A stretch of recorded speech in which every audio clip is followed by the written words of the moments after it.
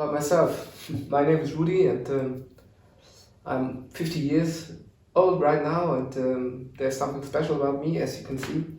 About 23 years ago, I had a rendezvous, how I say it, with a truck, and yeah, as a result of this rendezvous, I lost both legs. I was training with my brand new bike for a triathlon, and he didn't see me, and we were both leading into the same direction, and I was in front of him, so he pushed me, and then he just overdrive me.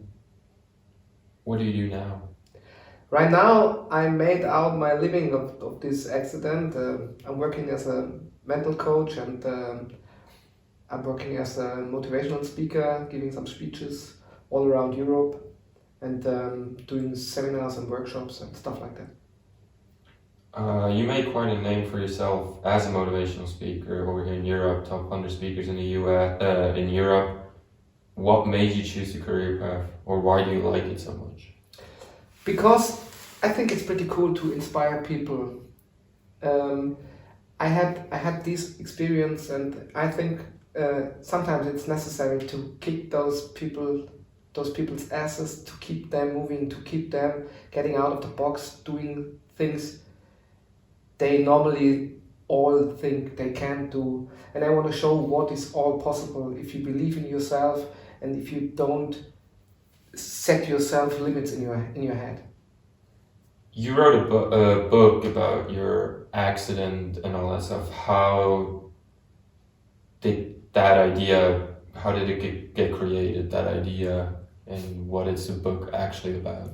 It's a funny story. I was working as a soccer coach without legs on the highest level, and after almost 16 years in professional soccer, for me it was enough. And I said to myself, okay, I need to find a new way. And then I start doing these motivational speeches, and I said to myself, I don't want to just stand on the stage and talk about what happened, and I want to have a fundament of science, and that's why I'm choosing to do some courses for becoming a mental coach and several other coaching, how is it called? To learn how to coach people. And during one of these seminars, there was a guy, he told me, Rudy, did you ever thought about writing a book with your story and all what you've done? And I told him that day, yes, when I got plenty of time, when there's nothing else to do, then I'm starting writing a book. And half a year later, I got this thought always back in my mind. And then I found some guys, and they find a book selling store for me, and they said, okay, we want to make it, and this is it. It's called No Legs, No Limits. This is my claim.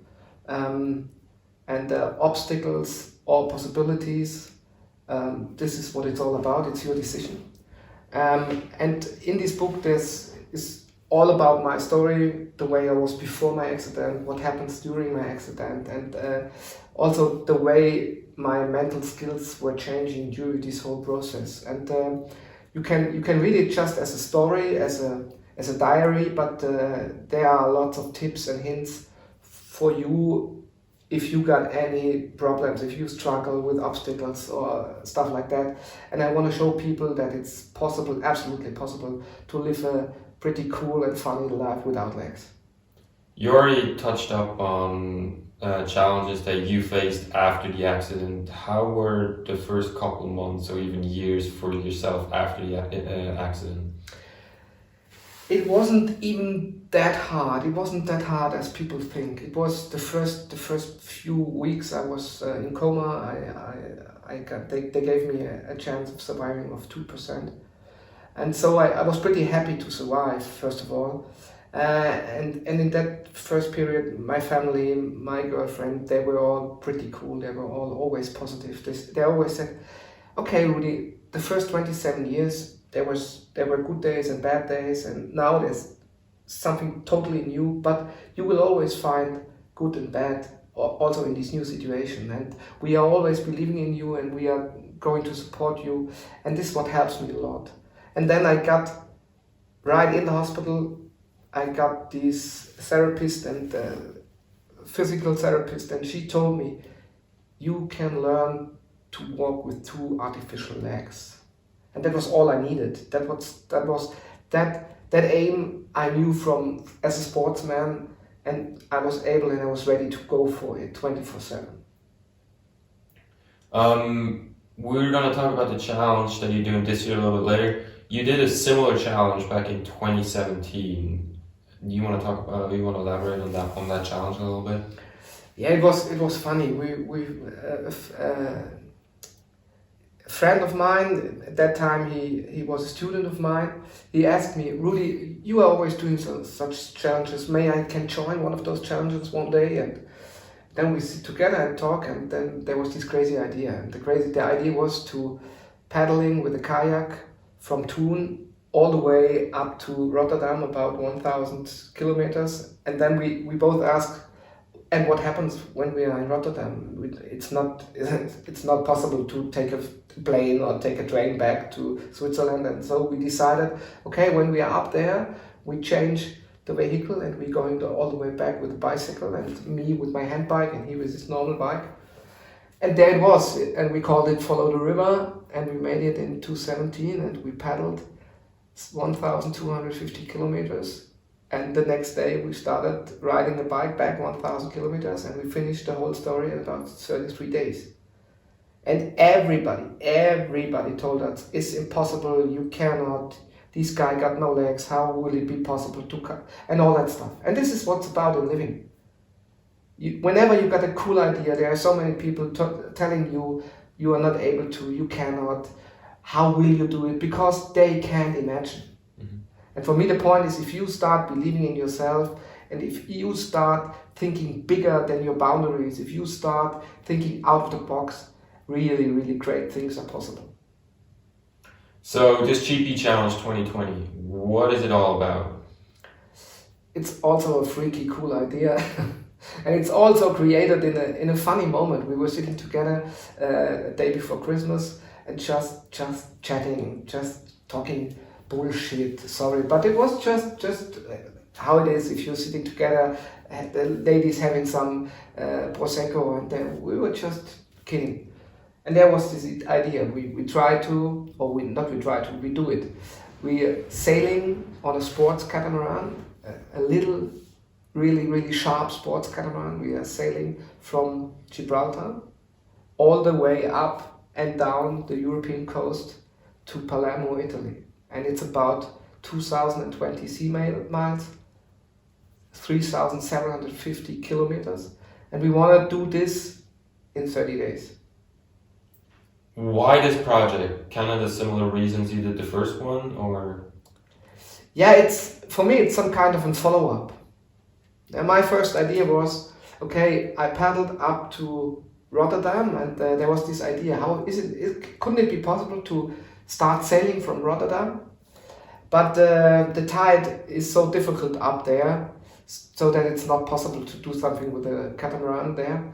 And so we checked out around the coast, and then we arrived to Gibraltar. And Gibraltar, it's a really historical point, and it's the closest point where Europe and Africa meets. And so we decided to start up there. And it's pretty similar. It's about what is possible to achieve if you not think about everything you can't do, but focusing on all the stuff you can, on all the things you are able to. And if you do it together in a team and everybody is willing to pay its best then there's a lot more possible than one on his own can reach. Because you didn't use to sail before this challenge, did you? Before my accident, I was windsurfing. Yeah, and it sounds funny, but I'm kiting, so I know what wind and water is able to do, and I love water, and I love the force of nature, and I love not to play, but to deal with these force of nature. But actually sailing, no, never before. Are there any challenges that you expect you will be facing over those 30 days? I'm sure there will be a lot of challenges. I know from my living and from all these challenges I've done before that there's every day you got a point where everything hurts, you're hungry, you're tired, and you think about yourself, who told me to do this shit? Why should I? Yeah, but at the end of the day, you're lying in your tent or you're sitting around the fire and you're talking about things that happened this day.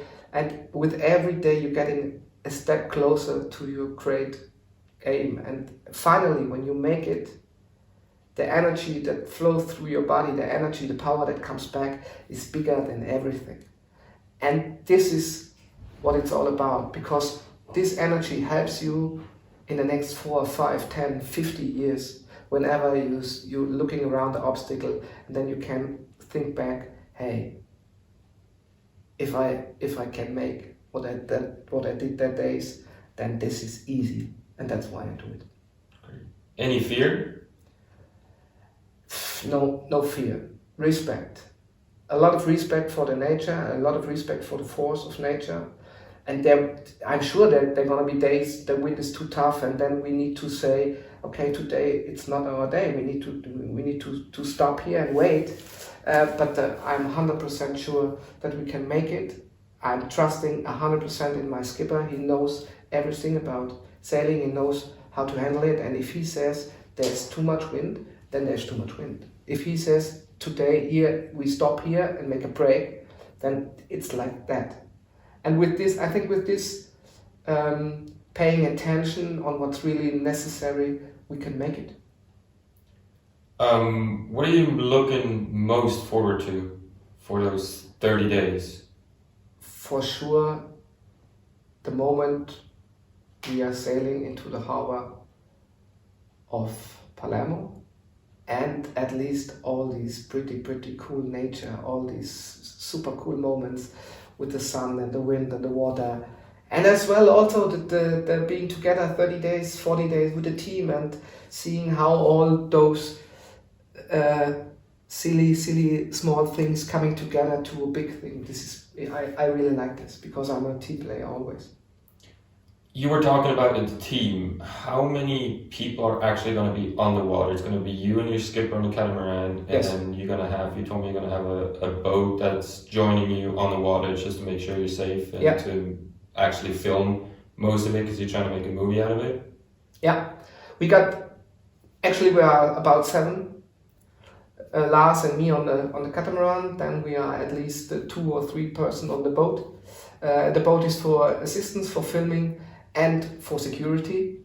Yeah, because we like living and we don't want to die just because doing any shit over there. That's why we have a boat. And those guys, I'm trusting them as well 1,000%, because these are the guys where I learned kiting, and they are able to ride along a kite who is driving with 30 kilometers with their boat in full speed 2 meters far from them, because they giving kite lessons to handicapped people, to paralyzed people as well. And if anything happened, they must be in the water a second after he crashes. And this is why they're really high educated in driving those boats. And on the boat is a cameraman, a photographer. And then we have a land crew as well, and these are 2 other people at least, so we are 7. So you said a photographer and a cameraman, so you will be coming out with a new movie? Yes, we made the movie as well, a documentary movie as well for Follow the River. And all the people were so excited about this story, about this movie, and all the people told us, hey, it's so cool, your story is so cool, your message is so great, and you are inspiring so many people. And this was what made me seeing, hey, people want to see those things, people want to be a part of those stories, and people want to get something out of those stories. And this is why Lars and me, from the first moment, we said, okay, we have to do another documentary. It's a bit bigger this time, it's a bit longer, it's a bit crazy, everything is bigger this time. Yeah, but we are making a movie as well, yeah. I remember the movie you did for Follow the River, you only showed them around Germanic Europe, so Switzerland and Germany. Any new plans on where to take the movie or this movie? Yeah, everything gets bigger. And for sure, if it's possible, we got the possibility with our marketing guy to bring it over to the US, and it would be great because I think at least in the States, there people like those stories, and people like to enjoy those stories, and people like to see what is possible if you believe in yourself. And this is why we want to bring it up there as well. Will you also be hosting like keynote speeches, or just trying to show the movie in the US? No. We got a concept also over here in Europe. There will be times where we just show the movie. Yes, but there's another possibility. We are broadcasting events, not events, where we're showing the movie, or at least parts of the movie, and as well doing some speeches, doing some interviews, where Lars and we are there, and people can talk with us, can question us about all the things happens behind the scenes, and this is pretty cool and pretty interesting for the people. This is the one part, and we can do some speeches over this for the specific different parts of the journey, about change management, about reaching goals, about overcoming obstacles, about how is it to work together in a team, how is it possible to function as a team in an area of 4 square meters, 10 to 12 hours every day for 30 or 40 days. And how to communicate to become a successful team, all what it's that about.